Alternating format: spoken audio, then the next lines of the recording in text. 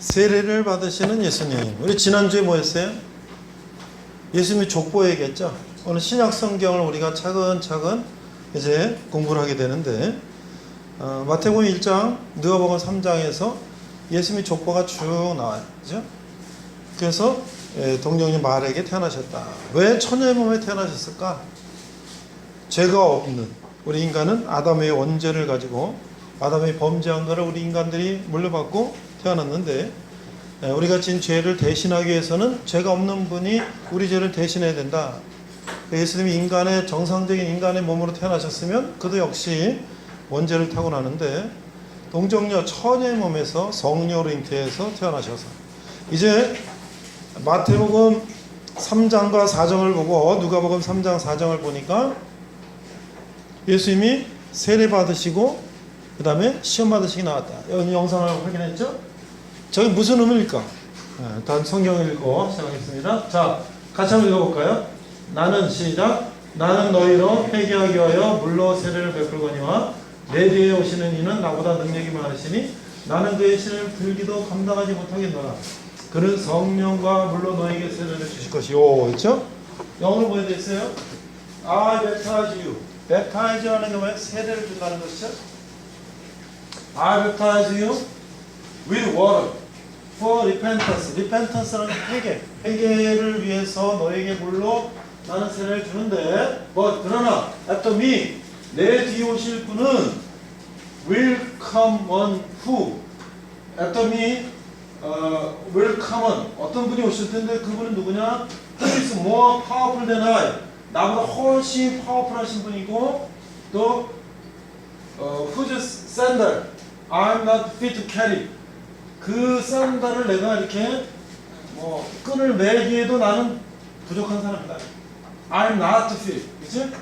그 다음에 He will baptize you with the Holy Spirit and with fire. 뭐요? 성령과 불로서 세례 준다. 그러니까 세례 요한은 물로 요단강 물로 세례 주는 거예요. 세례는 건 뭐예요? 씻을 세자 예식 예자. 내 죄를 물로 씻는 세례식을 하는데 이 예수님은 뭐예요? 성령과 불로 세례 요한보다 훨씬 더 우리의 능력이 있는 분이 오시면 물보다 훨씬 더 강력한 성령과 불로 우리에게 세례 주십니다. 여러분들 성령으로 세례 받으면 어떻게 돼요? 우리가 어마어마한 능력을 갖게 되겠죠. 불로 우리가 세례를 받으면 어떻게 될까요? 어마어마한 우리가 능력을 갖게 되겠죠. 자, 오늘 세 가지를 먼저 얘기를 좀 하고 우리가 영상을 확인했던 설교 내용을 간단하게 요약을 하고 마칠게요. 첫 번째, 여러분들 그 찬양팀을 좀 지원해 주기를 다시 한번 홍보를 해요. 내가 7년 동안 이렇게 쭉 도화정대 와서 이렇게 설교를 하고 있는데 최근에 제일 찬양팀이 위축이 됐어요. 그래서 내가 군종병하고 우리 장세현한테 물어보니까 아마 최근에 찬양팀 그 휴가가 잘 안 됐나 봐요. 그래서 내가 그때도 말씀드리고 해서 왜냐면 찬양팀은 우리 중대 연도에서 수고하는 거잖아요. 연습하고 연주하고 그렇죠? 또 자기 시간을 내서 그리고 또 여기 청소도 하고 교회도 이렇게 하니까 당연히 남이 안 하는 시간에 우리 중대원을 위해서 수고하니까 여기 좀 좀 그래야 될 것 같고요. 또 그것도 거지만 내가 늘 하는 거지만 여러분들이 뭐 주말에 일과후 시간에 휴대폰 보고 TV 보고 쉬고 하는 것도 좋지만 또 내가 악기도 배우고 또 이렇게 중대원을 위해서 수고하는 것도 굉장히 여러분들에게 보람 있는 일이다. 사회 나가면 나는 그냥 남보다 편하게 지낼래. 그것도 중요하지만 남이 안 하는 걸 내가 더 수고한다는 그런 사람들이 사회 나가서도 인정을 받고 또 그런 사람들이 성공도 하고 그랬습니다. 항상 남보다 내가 더 남을 위해서 수고하는 사람들이 인정을 받는 것이. 그래서 오늘 군용병이 지금 2주간 안 나왔는데 지난주는 아무도 없었잖아요. 그렇죠? 여러분 보는 것처럼 이번 주는 또 우리 생활경제 나왔는데 혼자 나와서 여기 교회 쓸고 치우고 나랑 같이 준비를 했어요. 그렇죠? 여러분들이 아마 악기도 배우고 이렇게 한다면 좋을 것이에요. 내가 어제 토요일 날은 여기 7년 전에 처음 왔을 때 내가 늘 설교 때 얘기했던 첫 번째 군종명이었던 형제가 어제 결혼식 했어요. 그 형제 내가 얘기했죠. 그 형제는 부모님이 이혼하시고 형하고 동생하고 둘이서 그냥 깡패가처럼 자랐어요. 근데 그가 예수님 만났어요. 그래 군대 와서 군종병하고 나이도 동기들보다 한두 살 많았어요. 근데 그때는 찬양팀 하면서 그 형제들이 같이 연등하고 자기끼리 나와서 성경 공부도 하고 뭐 굉장히 잘 지냈어요. 근데 어제 천호동에 있는 뭐 교회에서 결혼식 한다고 해서 내가 갔었어요. 사실 그 형제가 돈이 있는 것도 아니고 뭐 집안이 뭐 이렇게 여유 있는 것도 아니에요. 그래서 여기 복학하고 이제 다시 기독대학 들어갔을 때 복학했을 때 열심히 공부해서 자기는 청소년들을 선도하는 그런 목사가 되고 싶다. 그래서 명지대학교 청소년 지도학과 석사를 들어갔어요. 합격했다고 목사님 좀 합격했습니다. 연락 왔어요. 제가 우리 예비역들 단톡방이 있어요. 찬양팀 군종병들 주로 얘기하는데 내가 물어봤어요. 야, 너 지금 등록금 있냐? 없습니다. 카드로 할 겁니다. 등록금 카드로 한대요. 그럼 자기가 그걸 또 벌어서 갚아야 되잖아요. 그래서 내가 뭐 한 5, 600만 원 되겠죠. 내가 돈이 많아서 그냥 탁 줬으면 좋겠지만 저도 모으고 내가 아는 분들 목사님들 또 여러분들한테 이런 청년이 있는데 우리가 이런 청년을 좀 도와줍시다. 그랬더니 10만원, 20만원, 30만원, 50만원 보태줘서 140만원을 모았어요. 그래서 그걸 보내줬어요. 자기 일부를 이제 우리가 보내줬죠. 아마 그 형제가 굉장히 감사했을 거예요. 왜? 나를 아무도 하지도 못하는 사람들이 내가 대학원 석사 갔는데 나를 해서 10만원, 20만원, 30만원 대주는 사람들은 감사하죠. 열심히도 공부했어요. 이번에는 장신대 신대원 들어간다고 연락이 왔더라고요. 근데 내가 이번에는 모금 운동을 안 했어요. 왜?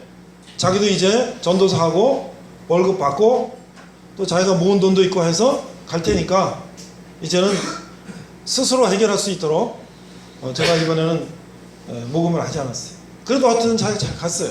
근데 이번에 결혼한다고 왔어요. 연락이 왔어요. 그래서 내가 어제 아내랑 같이 결혼식 갔는데 거기에 또 내가 늘 얘기했던 형제 있죠. 삼성에 들어간 형제. 그 형제도 없고 그랬는데 천호동에서 결혼식 하는데 단톡방에다 이렇게 얘기했더니 천호동에 근처에 살던 형제가 이현민이라는 형제가 저 우리 집 근처 여긴데요. 아마 이 형제가 여러 선임 후임한테 연락 안 넣나 봐. 내 단톡방에 들어와 있다 그걸 보고서 그럼 자기들 얼굴만 보고 간다고 그 결혼식장에 왔어요. 야 그러면 내가 표를 하나 더 얻을 테니까 가서 밥 먹고 가라. 아직 밥 먹었기 때문에 자기는 그냥 얼굴만 보고 가겠다. 와서 저기 신랑이 선임이지 인사하고 나하고 밥 먹는데 와서 잠깐 인사하고 갔어. 근데 형제는 여기서 군대 생활할 때 제가 경영학과인데 목사님 경영학 공부 어떻게 하면 됩니까? 내가 경영학과 교수니까. 그래서 내가 책도 빌려주고 예배 끝나고 남아서 이런저런 얘기도 하고 근데 좀 취직을 했대. 직장 다닌대. 근데 어제 또 한 가지 사실 발견했는데 그 2호 군종병 형제가 삼성 들어갔는데 거기에 이상엽이라는 형제가 말년이 하나 있었어. 내가 처음 왔을 때.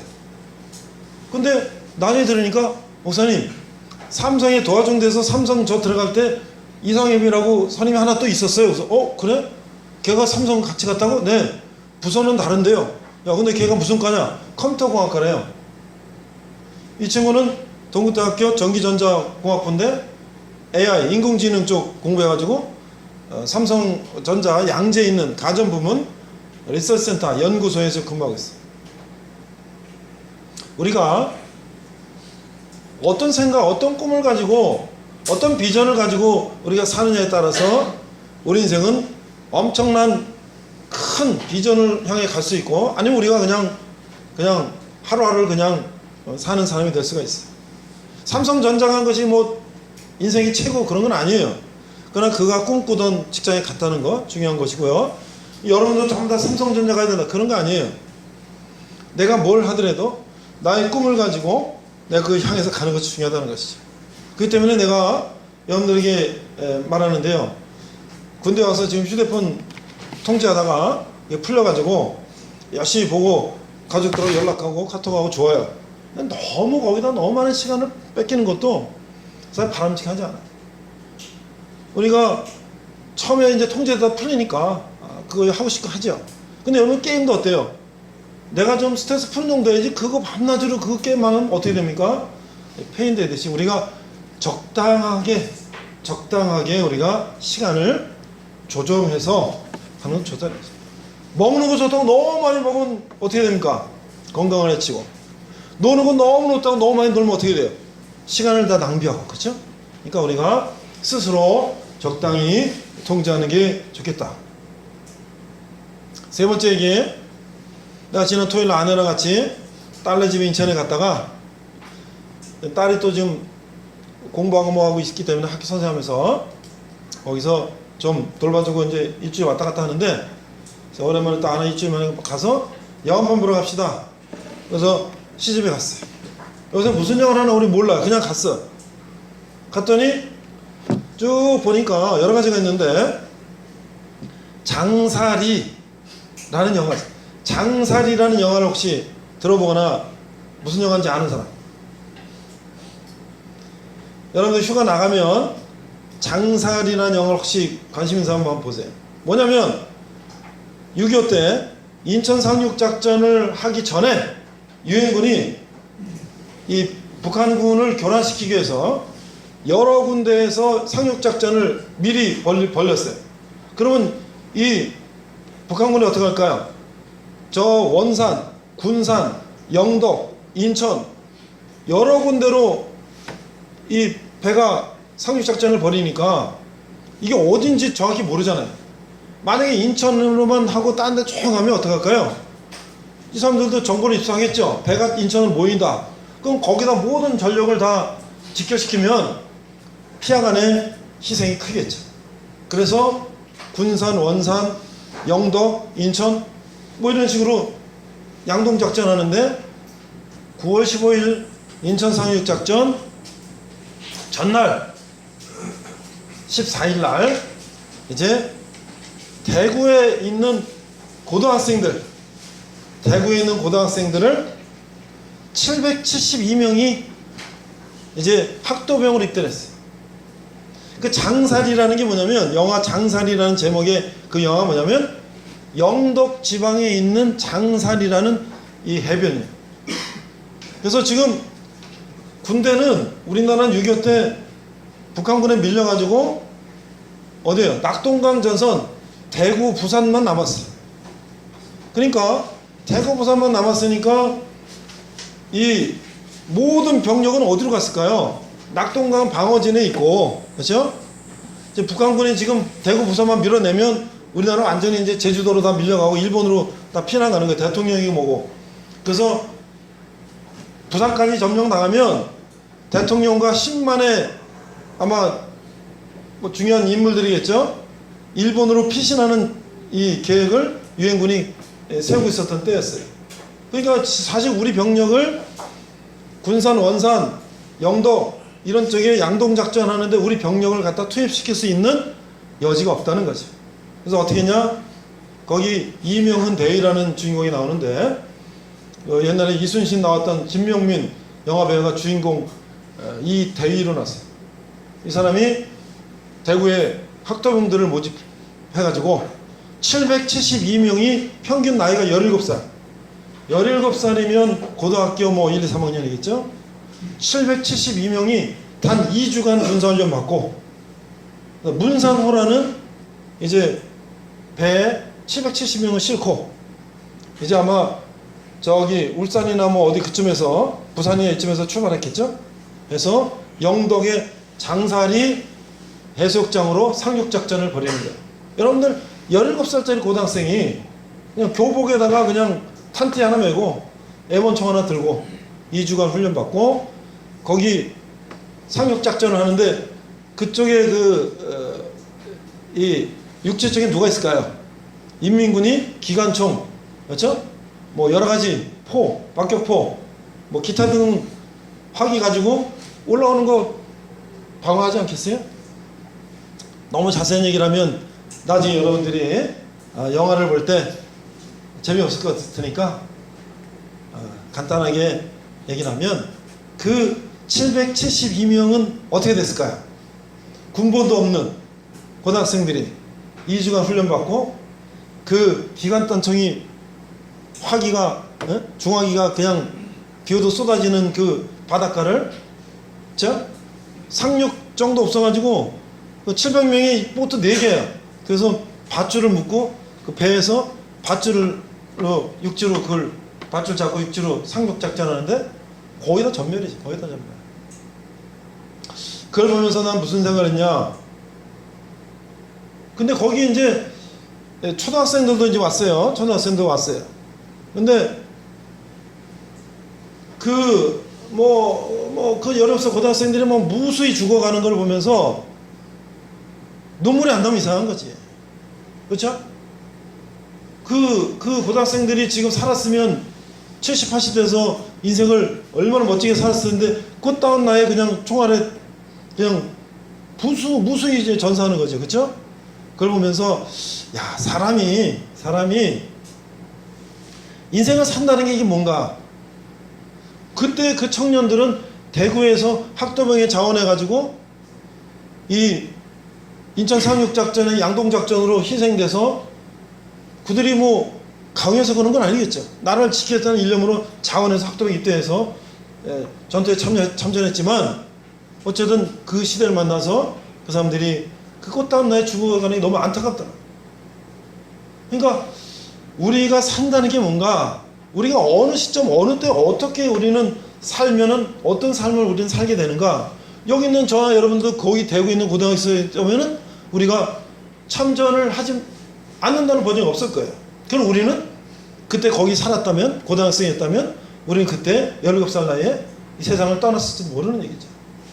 그걸 보면서 오늘 우리가 이 땅에 이렇게 살고 있다는 게 얼마나 감사한지, 그리고 그 많은 사람들, 많은 우리 국군 장병들, 또 그런 학도병들, 그런 사람들의 희생이 있었기 때문에 오늘날 우리가 이렇게 나라를 지키고 있다는 거 얼마나 감사한지 모르겠어요. 근데 거기 초등학생들이 쭉 앉아있어. 선생님들하고 같이 왔어요. 토요일날 3시 45분에 영화를 봤는데 6시에 끝나니까 나도 울고 아내도 울고 그랬는데 초등학생이 또 막 울더라고요. 앞에서 이렇게. 근데 나는 그걸 못 봤는데 엘리베이터 내려오는데 아내가 그래요. 아니 거기 막 초등학교도 막 울고 막 그러면서 내려오는데 어떤 녀석이 뭐 이렇게 얘기를 했대. 아, 나는 눈물 하나도 안 나는데 나는 뭐 어쩌는데 그래 뭐 그런 애도 있지 뭐. 또 그 어렸을 때 또 그 뭐야 깡다고 보여주는 거 있잖아요. 나는 뭐 눈물 하나도 안 나는데 뭐 그것도 다 뭐 그럴 나이도 있으니까, 그런 아이들도 있으니까. 그런 걸 보면서 오늘 우리가 예수님이 세례를 받으시고 그 다음에 광야에서 시험 받으시는 게 오늘 나랑 무슨 상관이냐 이게. 성경에서 예수님이 세례 받으시는 게 나랑 무슨 상관이냐, 예수님이 시험 받는 게 나랑 무슨 상관이냐, 그거를 제가 한번 간단하게 마무리하겠습니다. 우리가 9시 20분에 여러분들이 시작 왔고 영화 10분 봤기 때문에 제가 찬양팀 많이 지원하는 얘기, 그 다음에 첫 번째 우리 군종병 어저께 결혼식에 갔었다는 얘기, 그리고 우리 도화중대 출신 그때 2명이 삼성전자에 지금 들어가 있다는 얘기도 내가 했죠. 장살이 지금 CGV에서 하고 있는데 학도병 이야기를 잠깐 했습니다. 자, 오늘 예수님은 왜 세례 받으셨을까? 예수님은 30살까지는 목수의 아들로 지내셨는데 이제 30살에 세례 요한은 예수님의 친척이에요. 예수님의 친척이 많은 사람이 세례를 줬어요. 유대인들이 왜 세례를 받았냐? 원래 유대인들은요, 하나님이 자기네를 선택해서 우리는 선택받은 백성이다. 왜? 아브라함, 이삭, 야곱, 요셉, 모세 쭉 해서 우리는 선택받은 사람이다. 지금도 이스라엘 사람들 그렇게 생각하고 있어요. 자기네들은 하나님의 선택받은 백성이다. 그리고 우리 아닌 다른 종족들, 이방인들은 이것들은 다 요즘 말하는 우리가 별 볼 일 없는 사람들, 뭐 권력 잡은 사람들이 개돼지라고 얘기하는 것처럼 이스라엘 사람들이야말로 우리는 선택받은 민족이고 다른 이방 민족은 다 개돼지다. 저것들은 불 때는 불쏘시개 감이고 우리가 최고다. 이런 생각을 지금도 하고 있다는 거예요. 그러나 세례 요한은 뭐라 하냐? 우리 유대인들일지라도 우리가 지은 죄를 회개하지 않고는 우리가 하나님의 자녀가 될 수가 없다는 것이에요. 아무리 선택받은 사람도 죄를 회개하지 않으면 우리는 하나님의 자녀가 될 수가 없다. 그래서 죄를 사하는 것, 죄를 용서받는 의식을 세례 요한을 통해서 우리가 물로 세례를 주는, 그래서 물로 내 죄가 씻김을 받았다. 그래서 우리가 그걸 다시 말하면 born again, 내가 다시 태어났다. 내가 과거에 죄악된 나의 모습이 물로 세례를 받음으로 내가 죄악이 씻겨나가고 나는 새로운 사람이 되었다 라는 것을 이제 의식으로 보여주는 것이 세례식이라는 것이죠. 근데 예수님이 뭐라고 그랬어요? 예수님은 하나님의 아들이시고, 내가 여러분들이 성부, 성자, 성령 삼위일체 얘기했잖아요. 여러분의 아버지가 사업하시면 아무개 사장님, 그러면 여러분의 어머니한테 뭐 여보, 남편, 여긴 사장님, 아들한테는 아버지, 아빠, 이건 아버지. 아버지가 한 분이지만 세상에서는 아무개 사장님, 아내한테는 남편, 아들한테는 아버지, 아버지가 그런 다양한 아버지의 역할이 있는 것처럼 성부, 성자, 성령 하나님, 삼위일체 하나님은 한 분이시만 우리에게 여러 모습으로 우리에게 보여주셨다. 근데 그 예수님이 이 땅에 오셨는데 죄도 없는 분이 왜 세례를 받는가? 그건 뭐예요? 우리에게 죄를 회개하는 그런 것들을 예수님이 우리에게 보여주신 것이 아닌가. 그래서 우리가 왜 여러분들 신병교육대에 가서 우리가 몇 주간 교회 가고서 훈련받고 교회 가면서 왜 우리가 세례식을 합니까? 내가 여태까지는 내 마음대로 내 마음대로 세상을 살았지만 이제 내가 하나님의 자녀가 되기로 약속을 하고, 내가 그전에 지은 모든 죄를 씻김 받고 세례 받고 이제 내가 새 사람이 되겠습니다 하는 것을 약속하는 의식이 아니겠어요? 그렇죠? 여러분들이 훈련 받으면 뭐예요? 훈련 수료식 하고 이제 이병 계급장을 다는 거 아니겠어요? 훈련병 계급장도 없잖아요. 그렇죠? 그런 수료식이라는 의식을 거쳐서 여러분이 이제 군인으로 훈련병에서 군인이 되는 거 아니겠어요? 세례식도 우리가 그런 걸 말하는 것이죠. 근데 아까 영상을 보니까 예수님은 어때요? 세례를 받으시면서 하나님이 내가 기뻐하는 아들이다.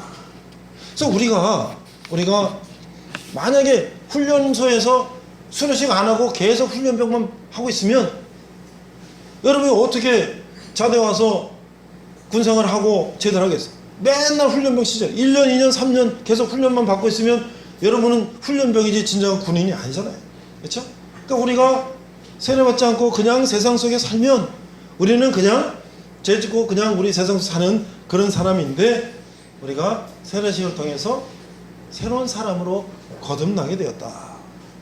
그래서 우리가 세례식과 성찬식은 우리가 하나님을, 예수님을 기억하고 우리가 그런 삶을 살기로 다짐하는 그런 의식이라는 것이죠. 그래서 우리가 매월 첫 주일날 우리가 세례식과 성찬식을 하는 것은 그를 기억하는 것이죠.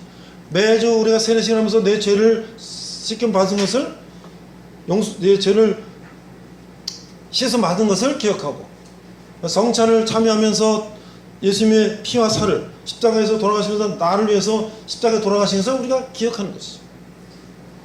내가 올해 한갑에 그러면 60인데 그 생일이 1년 2년 지나면서 60이 왔다는 건 뭐예요? 옛날에 한갑이라는 것은 자축이며 진사오미 12지간 해가지고 그게 5번 늘어서 60이 됐다 이게. 그때는 60은 노인이니까. 지금 60은 뭐 청년이지. 그래서 그런 거를 기념하는 것이지. 그러면서 뭐예요? 내가 1살, 2살, 3살 먹어서 이제 60을 살았으면 이 인생을 어느 정도 내가 살았다는 것을, 가족과 함께 그때까지 죽지 않고 건강하게 살았다는 것을 기념하는 것이죠. 그래서 우리가 세례와 성찬식을 하는 것이 무슨 의미인가? 우리가 과거에 제약된 나의 모습에서 새로운 죄를 씻김 받고 새로운 삶으로, 새로운 사람으로 내가 사는 것이다. 그것을 이제 우리가 의식을 통해서 확인한다는 것이. 두 번째, 예수님은 왜 광야에서 시험을 받으셨을까? 예수님이요, 하나님이신데, 야, 사탄아 물러가 하고 꺼져. 그러면 그냥 꺼지고 다시는 안 나올 거예요. 그러나 3번이나 시험을 받으셨다. 첫 번째, 마태복음 4장 3절 4절 좀 내려가 보세요. 보면 불신의 시험을 받으셨어요. 시험하는 자가 있게 나와 이르되 내가 만약 하나님의 아들이거든 명하 이도를 떡덩이가 되게 하라. 예수께 대답해 이르시되 기록시되 사람이 떡으로만 살 것이 아니요 하나님의 입으로부터는 나오는 말씀으로 살 것이다. 이게 뭐야? 돌로 떡을 만들어라. 그러니까 이게 이 사탄이 예수님이 자신의 능력으로 이걸 해봐라. 하나님께 의지하지 말고 네가 해봐. 네가 하나님의 아들이라며. 근데 하나님은 뭐예요? 내 힘으로 하는 것이 아니라 하나님의 힘으로 하는 것이라는 것을 얘기하셨다는 거예요. 우리는 어때요? 내가 모든 걸 내가 할 수 있어. 내 힘으로 할 수 있어. 뭐 교회 가라고 예수 믿으라고? 야야 내 주먹을 믿는다. 내 주먹을 믿지 내가 안 믿어.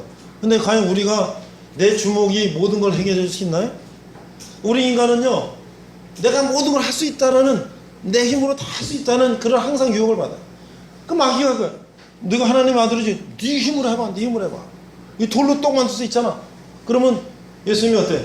그래 내가 한번 해보지. 이게 아니라 하나님의 힘으로만 할 수 있다. 두 번째, 마태복음 4장 5절에 7절 이에 마귀가 예수를 거룩한 성으로 데려다가 성전 꼭대기에 세우고 이런 데가 만일 하나님의 아들이거든 뛰어내리라. 기록됐을 때 그가 너를 위하여 그의 사자들 명하시리니 그들이 손으로 너를 받들어 발이 돌에 부딪히지 않게 하리로다 하였느니라. 그때 7절 예수께 이르실 때 또 기록됐을 때 주 너의 하나님을 시험하지 말라 하였으니 이게 뭐예요? 네가 여기 뛰어내려도 천사들이 너를 받칠 수 있잖아. 한번 해봐. 자기 과시의 시험. 박수간책 받고 유명해지고 사람들한테 막 추앙을 받고. 그렇죠? 인간은 누구나 그런 명예욕이 있어요. 그렇죠? 그런데 그 명예욕에 우리가 빠지다 보면 어떻게 될까요?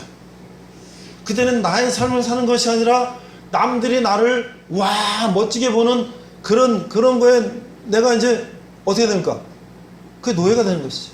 그래서 여러분들 무슨 뭐 그런 노래도 있잖아요. 연극이 끝나는. 내가 막 멋있게 연극을 했는데 끝나고 다시 관객가 다 가고 껌껌한 조명 아래 나는 나로 다시 돌아왔어. 그때 뭔가의 그 허전한 마음 있잖아요. 스포트라이트를 받고 막 화려할 때는 멋있었는데 그게 내 삶인가요? 맞죠? 내가 막 여왕으로 나오고 막 왕으로 나오고 막 뭘로 막 나오는데 그게 내 삶인가요? 그건 연기지. 세 번째 시험 4장 8절에서 11절 마귀가 또 그를 데리고 지기 높은 산으로 가서 천하 만국과 그 영광을 보여 이르되 만일 내가 엎드려 경배하면 이 모든 내게 주리라. 예수께 말씀하시되 사탄아 물러가라. 기록됐을 때 주의 너희 하나님께 경배하고 다만 그를 섬기라 하였느니라. 이에 마귀는 예수를 떠나고 천사들이 나서 쫓는다. 이것도 뭐면 우리에게 뭐예요? 세상 영광, 보암직, 그죠? 또 이게 뭐 이 세상의 영광, 멋있어 보이는 거, 그렇죠? 좋아 보이는 거, 이런 것들이 우리에게 항상 유혹이죠. 그래서 어떡합니까? 브랜드를 입어야 돼요. 명품을 가져. 아니 물론 돈 벌어서 명품을 갖는 건 좋죠. 능력이 돼서 외제차 타는 건 좋죠. 그런데 내 능력도 안 되는데 남에게 보이기 위해서 내가 무리해서 그런 걸 사가지고 그런 걸 두르고 다녔을 때, 그런 걸 타고 다녔을 때 그게 무슨 의미가 있어요? 그러니까 우리가 내 자신이 공허한 거 그것을 가리기 위해서 나를 포장하고 나를 뭔가 이렇게 과시하려는 그 인간의 욕구, 그것을 예수님 뭐예요? 사탄아 물러. 그러니까 우리의 삶이 세상을 살 때 물론 좋은 차 타고 좋은 옷 입고 좋은 집 사는 거 좋죠. 돈이 많은데 일부러 초가집 뭐 가난한 집 그런 집 살라는 그런 것이 아니라 자기의 형편과 능력에 맞게 사는 것이 중요하다는 것이. 그런 시험에 우리가 이끌려서 우리가 아는 삶을 사는 것이 그런 삶은 우리의 진정한 삶이 아니라는 것을 뭐예요? 예수님이 보여주셨죠.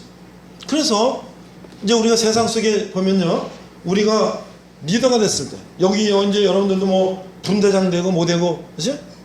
여러분 직장 가면 과장 되고 대리 과장 부장 사장 되고 그죠?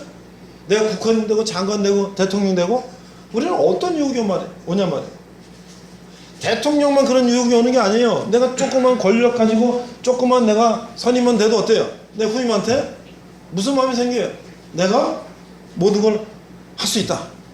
내 마음대로 할 수 있다. 그렇죠? 그래서 우리는 어때요? 지위를 남용하려는 유혹이 있다. 내가 조그만 높아지면 내가 선임이 되면 후임에 대해서 그렇죠? 내가 몇 달 전까지는 후임이었는데 내가 선임 됐다고 이제 내 마음대로 뭘 하려고 그러고 무시하려고 그러고 가르치려고 그러고 그렇죠? 심지어는 이제 인격적인 모독을 하려고 그러고 그렇죠? 놀리려고 그러고 말 한마디를 우습게 해가지고 뭔가 이렇게 그 사람을 골탕 먹이려고 그런 마음이 우리들에게는 우리 마음을 스스로 통제하고 다스리지 않으면 얼마든지 생긴다는 거죠. 왜 지난 박근혜 대통령 왜 감옥에 가 있냐? 지금 왜 문재인 대통령 왜 많은 사람들이 교수들, 의사들, 변호사들, 많은 사람들, 예비역 장성들, 많은 사람들이 왜 대통령에게 정치를 똑바로 하라고 왜 그러는 거예요? 왜 국회의원들이 머리를 빡빡하고 저러는 거예요? 그러니까 우리는 그 권력을 가지면 자기 마음대로 하려는 마음을 항상 유혹을 받는 것이죠. 그래서 뭐가 있어요? 헌법이 있고 법률이 있는 것이죠. 헌법에서 대통령은 여기까지 하고 장관은 여기까지 하고 법률로 다 정해져 있어요. 근데 우리가 그걸 자꾸 넘어가려고 하는 이 지위를 남용하려는 우리의 유혹이 있다는 거예요. 그럼 어떻게 됩니까? 우리가 지위를 남용하면 어떻게 됩니까? 직권 남용이라든지 뭐 여러 가지로 해서 우리가 어떻게 돼요? 그게 벌을 받을 수 있다는 것이죠. 왜? 우리 뇌가 그런 유혹을 받으면 이게 이렇게 되면 안 된다는 것을 순간 오버해서 넘어갈 수 있다는 것이죠. 항상 우리가 어떻게 그런 것들을 우리가 통제하고 스스로 제어할 수 있는 걸 뭐예요? 예수님에게 보여주셨죠. 우리는 두 번째 권력을 남용하라는 유혹이 있어요. 권력을 남용. 여러분들이 우리 군대에 있지만 지금 세상에서 여러 가지 이슈가 많이 문제가 되겠어요. 검찰이라는 권력, 검찰이라는 것은 사법고시를 패스해서 그들이 검사가 되면 국가에서 검사에 대한 권력을 뭘 줬냐면 범죄자를 잡아다가 수사해서 그거를 법에 맞는 형량을 재판에다가 판사한테 구형을 해서 판사가 그걸 보고 판단해서 그거에 맞는 형을 해서 이 사람을 처벌하는 것이 일단 검사의 기소권을 준 거예요. 근데 역대로 이렇게 보면 검찰들이 누구의 말을 들었냐? 그 당시 대통령의 말을 들은 거예요. 대통령 말을 잘 들어서 출세하고 더 올라가려고. 대통령 어떻게 자기의 통치하기 위해서 검찰을 이용해서 자기를 따른 사람들은 놔두고 자기 말 안 듣는 사람은 잡아다가 감옥에 집어넣는 그런 부정적인 그런 권력 남용을 1%라도 안 했다면 거짓말이에요. 모든 권력을 잡은 사람들은 검찰을 이용해서 자기 권력을 유지하는데 1%라도 나쁘게 써먹었다는 것이지. 그러니까 그렇게 하면 안 된다는 건데 과연 우리 인간이 누가 대통령이 되더라도 야 검찰을 활용해서 좀 말 안 듣는 저 사람 잡아다 쟤네들 나 반대해서 잡아다가 감옥에서 집어넣어야 되겠다는 유혹을 1%라도 안 갖는 권력자가 있었는가 역사적으로. 그렇기 때문에 검찰의 정적 중립을 지켜야 된다. 그것이 헌법이나 법률에 명시되어 있는데 많은 사람들이 그걸 자기 마음대로 하려고 그러니까 지금 해야 된다 안 돼야 된다 이런 것들이 있는 것이죠. 우리는 말이죠. 지금 그것을 해야 된다 안 돼야 된다 이런 것들이 그렇게 충돌하고 하는 것이 항상 나쁘다고만 볼 필요는 없어요. 왜? 그것을 된다 안 된다 하고 서로 이렇게 충돌하면서 이게 제자리를 잡아가는 거니까. 만약에 힘 있는 권력자가 그냥 내 마음대로 하고 그냥 찍소리 못하게 하면 그것이 오히려 문제죠. 그래서 그런 걸 통해서 우리가 박근혜 대통령을 보니까 권력을 남용하니까 저렇게 되는구나를 많은 대통령들이 느끼는데도 어떻게 그전에 대통령도 그래서 이승만 대통령도 대통령에서 물러나기도 하고 박정희 대통령은 자기 부하한테 총 맞아 죽기도 하고 뭐 이랬는데도 계속 사람이 그 다음 대통령이 또 그러다 또 저런 불행을 맞는 거 보면 우리 인간들이 얼마나 권력 지위를 남용하려는 그런 마음이 있는가, 특권을 이용하는 그런 우리 마음이 있는가. 그래서 그것은 이제 저 높은 사람들 얘기고 우리 얘기는 아니야 라고 우리는 얘기할 것이 아니라 우리 한 사람 한 사람이 하나님을 믿는다면 우리가 예수님이 우리에게 보여주신 것처럼 우리는 정상적인 정도를 가면서 내가 그 안에서 최선을 다해서 내가 성공을 하고 사업을 하고 직장을 다니고 내가 그런 이 세상을 살아야 되겠다는 것이죠. 아까도 얘기했지만 17살에 나라를 위해서 희생당한 사람도 있는데 우리는 지금 그보다 나이가 더 먹었는데도 이렇게 살고 있으면 우리가 얼마나 감사한가. 그런 사람들이 희생을 생각한다면 우리가 권력을 남용하고 뭐 특권을 남용 이런 게 아니라 우리에게 주어진 걸 최선을 다해서 우리가 열심히 살아야 되는 것이 우리가 진 빚이 아니었나 이거죠. 마지막으로 예수님은요, 저 세 번째 회당에서 설교하셨는데 무슨 설교를 하셨냐? 이사야서 61장 1절부터 3절, 이사야서 27쪽이에요. 구약인데 여러분 성경에 안 나와요. 그래서 누가복음 3장에 나오는데 예수님이 이렇게 말하셨어요. 누가복음 3장 4장에 나오는데 그거는 회당에서 예수님이 이사야서 61장 1절에서 3절 얘기를 회당에서 그 인용해서 말씀하셨어요. 근데 이사야서라는 건 뭐야? 저 구약시대 예수님이 태어나시기 뭐 1000년 막 그 전에 선지자가 앞으로 메시아가 오실 텐데 그분이 이렇게 하실 것이다. 뭐라 그러냐면 주 여호와의 영이 내게 내리셨으니 이는 여호와께서 내게 기름을 부으사 가난한 자에게 아름다운 소식을 전하게 하려 하심이라.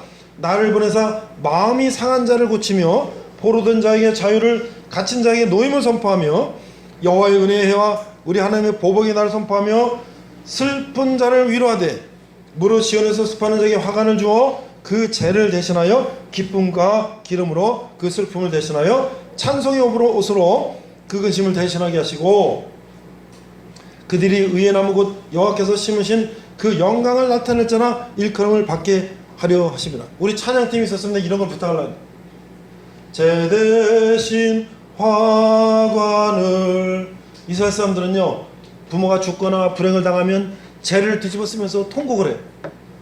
그런데 화관이라는 건 뭐예요? 신부가, 아름다운 신부가 결혼식 날 머리 쓰는 게 꽃으로 된 관이에요. 이 부모가 죽거나 사랑하는 사람이 죽거나 나라가 망하거나 자기가 망해가지고 그 죄를 뒤집어서 통곡하는 그 사람에게 메시아는 어떻게 가장 아름다운 신부처럼 그 드레스를 입히고 화관을 씌워주시다. 예수님이 우리에게 오신 목적은 뭐예요? 우리가 통곡하고 슬퍼하고 좌절하고 낙심하고 절망하는 우리를 가장 아름다운 신부처럼 그 아름다운 옷을 입히고 가장 행복한, 그렇죠? 인생에 있어서 여성이 가장 꽃다운 나이가 결혼식 신부 드레스를 입은 거라고 얘기하잖아요. 그런 아름다운 모습으로 우리를 바꿔주시기 위해서 예수님이 이 땅에 오셨다는 거예요. 우리는 예수님이 이 땅에 오신 것이 뭐 그냥 왜 오셨는지 잘 모르겠다. 그냥 교회 가면 뭐 예수님 믿으라 그러는데 그냥 뭐 성경에 그냥 신화 같은 이야기 그냥 연애리가 있다. 근데 예수님 뭐예요? 가난한 자, 포로된 자, 소경된 자를 회복시켜 오셨다. 여러분과 저가 아무리 어려운 일이 있고 우리가 아무리 힘든 일이고 낙심된 일이 있다 할지라도 우리가 하나님 앞에, 예수님 앞에 기도하고 하나님 저를 도와주세요 하면 어떻게 예수님이 우리를 도와주시나. 그런 성경에 많은 성경 나오잖아요. 안진뱅이가 일어나고 그거는 뭐야? 예수님이 한 것도 아니에요. 예수님의 제자 베드로가 내가 근거한 내게 없어도 나사렛 예수님으로 명하노니 일어나 걸어라 하니까 그가 일어나 걷잖아요. 그렇죠? 그거는 우리도 가능하다는 얘기죠. 오늘 우리가 여러분들이 군대에서 있지만 아까 얘기했죠. 여러분들 곧 제대하고 나가면 여러분들 또 직장, 학교, 여러분 사회 살고 할 거예요. 그렇죠? 근데 나가서 나 그냥 군대 있을 때 그냥 교회 좀 다녔어. 이거로 끝날 것이 아니라 내가 정말 힘들 때 그래 내가 군대에서 내가 교회 다녔지. 내가 다시 한번 교회를 찾아가. 하나님을 내가 찾아. 그러면서 여러분의 인생이 어때요? 그런 좌절과 낙심 속에 있는 인생이 아니라 성공하는 인생, 그런 인생이 되기를 바라는 마음에 저는 오늘도 새벽에 여러분들과 함께 이 귀한 시간에 여러분하고 말씀을 나누는 것이죠. 내가 이 설교를 준비하면서 이런 간단한 마지막 이해가 하나 있어요. 어떤 사람이 이제 배가 이렇게 항로 이탈해서 좌초되고 막 침몰하고 막 이런 걸 보고서 그 사람들을 막 구조하고 이런 일을 해야 되겠다. 그래서 그 사람이 막 그런 구조하는 일에 여생을 보내기로 했어. 그래서 이 사람이 막 이제 구조 어떤 그런 재단을 만들고 막 그래가지고 모금을 해갖고 막 구조 그러니까 매스컴에 나오고 막 그 일이 막 확대가 됐어. 여기까지 굉장히 좋죠. 예수님이 우리한테 딱 하라는 거잖아요. 여기까지 이렇게 하라는 거잖아요. 그렇죠? 그래서 모금을 해서 굴을 구조를 하고 막 이런 것들을 하고 했는데 이제 여기서 어떻게 했어요? 오버가 됐어. 이제 정말로 대형 사고 나서 그런 배가 침몰하고 그랬는데 이 구조 재단이 이 재단은 거기에 제대로 가서 봉사하고 사람을 파견하고 구조 파견하는 게 아니고 뭐 하고 있었냐? 큰 호텔에서 우리 재단에 이제 화려한 행사를 갖다. 실제로 거기 파송을 해야 되는데 사람을 구하러 보내야 되는데 오늘날 교회가 왜 욕을 먹습니까? 이 대형 교회가 왜 욕을 먹습니까? 근데요 사실 대형 교회의 99.9%는 많은 사람들을 위해서 쓰고 수고하고 있죠. 거기에 일부가 여러 가지 문제가 있기 때문에 욕을 먹는 거예요. 아들한테 세습을 하거나 뭐 자기들 잘 먹고 잘 사는 데만 신경 쓰고 뭐 한다 이런 이제 일부의 그런 구설수 때문에 욕을 먹는 건데 그러나 그런 일부라도 그렇게 욕을 먹으면 안 되겠죠. 왜? 예수님은 우리에게 뭐예요? 가난한 자, 포로된 자, 소경된 자를 위해서 오셨는데 그거를 따르는 목사나 교인들이 그렇게 열심히 그런 삶을 매 순간순간 살아야 되는데 그러지 못한다면 그거는 일반 사람한테 욕을 먹을 만하죠. 근데 우리 인간이 얼마나 나약하냐면 지금 이 구조재단을 만든 사람처럼 처음에는 뭐야 순수하게 그걸 모금하고 해가지고 그걸 하겠는데 점점 사람이 이렇게 나태하고 타락하면 어떻게 돼요? 이제 어느 순간 나도 모르게 그래 된단 말이죠. 그러니까 우리가 어떻게 항상 세례식, 성찬식 이걸 통해서 또 매 일주일 동안 세상에 살다가 하나님 앞에 나와서 하나님의 말씀을 들으며 또 내가 정말 다시 내가 마음을 잡고 이렇게 살아야 되겠구나. 내 일주일 동안 내가 이걸 잊어버리고 살았구나. 다음 주는 내가 이렇게 살아야 되겠구나. 지난 한 달 동안 내가 잘 못 살았구나. 지난 몇십 년 동안 잘못 살았구나. 내가 다시 바로 살아야 되겠구나. 이런 것들을 우리 마음속에 계속 내가 repentance 회개하면서 내가 마음을 다시 새기고 하는 사람들은 어떻게 될까요? 실패하지 않는다는 거지. 그런 사람들이 세계를 움직인 사람들이지. 남아프리카공화국의 넬슨 만델라 같은 사람은 흑인 변호사였는데 백인들이 정권을 잡고 반정부 활동하니까 감옥에다 수십 년을 쳐넣는데 결국 그 사람이 이제 세상이 변해서 나왔어요. 그래서 그 사람이 대통령이 됐어. 그래서 그 사람이 어떻게 할까요?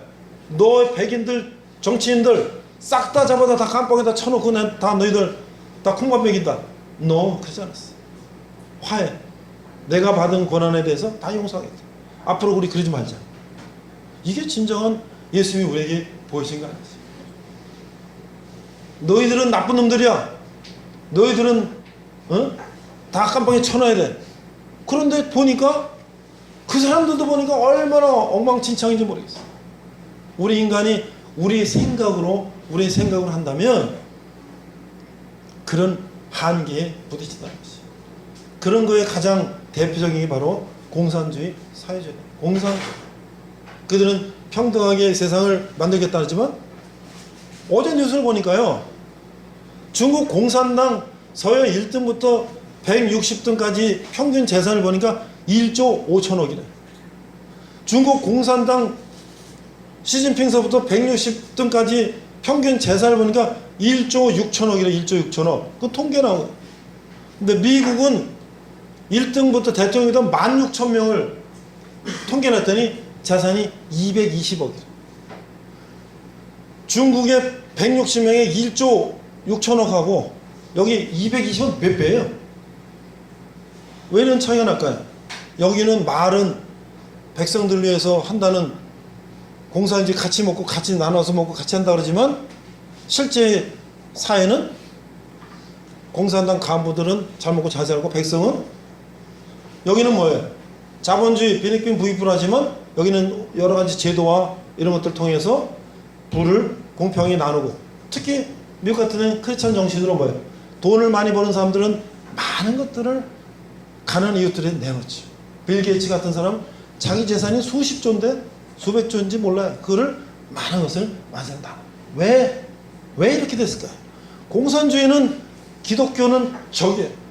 그래서 그들은 그들의 사람의 생각대로 하는 거예요. 그렇기 때문에 저렇게 가는 것이고 이 사람들은 어때요? 성경을 알고 하나님 예수님 말씀대로 살라고 노력하는 사람들이 사는 세상하고는 다르다는 것이죠. 오늘 그래서 예수님이 우리에게 보여주신 것들을 우리 마음속에 새기고 우리가 그렇게는 못할지라도 우리가 어떻게 살아야 되겠는가라는 것을 오늘 또 가을 아침에 여러분을 생각하면서 오늘 하루는 우리가 군대에 있지만 우리가 또 몇 달 후, 1년, 2년 후에는 우리가 사회에 나가고 그러면 우리가 세상을 살 때 어떤 마음으로 살아야 되나 100% 우리가 그렇게 살지 못할지라도 그런 생각을 가지고 우리가 살면 어떻게 되냐 이 세상이 아름답게 된다는 것이죠.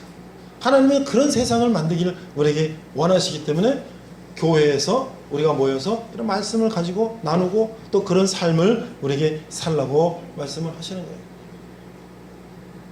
내가 여기 있어서 칭찬하는 건 미안하지만 뭐 장세영 형제 혼자 나와서 같이 청소하고 쓸고 그래서 아니 지금 이제 병정인데 고참인데 그래서 누가 시켜서 하는 걸까요? 내가 시켰나요? 중대님 시켰나요? 본인이 그냥 하는 거 본인. 그래서 그런 삶을 내가 살기로 결단하고 남이 안 해도 내가 하고 그러면 어떻게 될까요? 많은 사람들이 아 나도 저 사람처럼 살아야 되겠다. 나도 저런 삶을 살아야 되겠다. 그거 저 앞에서 세워놓고 칭찬해서 미안한데 우리 모두가 그런 삶을 살면 우리의 세상은 아름다워지는 거 아니겠어요? 자, 한번 기도하겠습니다. 하나님 아버지 은혜를 감사합니다. 우리가 오늘 또 하나님의 말씀 배운 대로 어떻게 세상을 살아야 될지 우리가 그런 것들을 생각하는 시간 되게 하시어 주시옵소서. 감사하며 예수님 이름으로 기도했습니다. 아멘. 혹시 우리 신조 왔어요? 이제 잠깐만 나오세요. 인사하고 마치겠습니다.